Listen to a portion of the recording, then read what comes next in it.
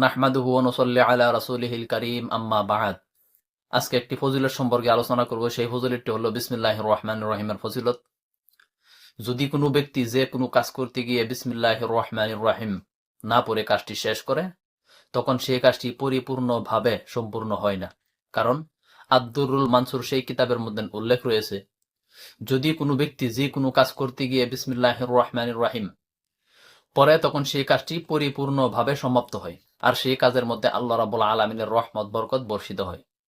আর যে কাজের মধ্যে বিসমিল্লাহ দিয়ে শুরু করা হয় না, তখন সে কাজের মধ্যে কোনো ধরনের রহমত বরকত বর্ষিত হয় না এবং সে কাজটি অসম্পূর্ণ থেকে যায়। এই জন্য আমরা প্রত্যেক কাজের শুরুতে বিসমিল্লাহির রহমানির রহিম দিয়ে শুরু করব, যাতে সেই কাজটি পরিপূর্ণভাবে সমাপ্ত হয় এবং আল্লাহর রহমত বরকত সেই কাজের মধ্যে বর্ষিত হয়। প্রিয় মুসলিম ভাই এবং বোনেরা, নিজে নেক ও জায়েজ কাজে বরকতের জন্য আমাদের সর্বপ্রথমে বিসমিল্লাহির রহমানির রহিম পড়ে অবশ্যই পাঠ করে নেওয়া উচিত, যাতে আমাদের যে কোনো কাজের মধ্যে রহমত বরকত বর্ষিত হয়।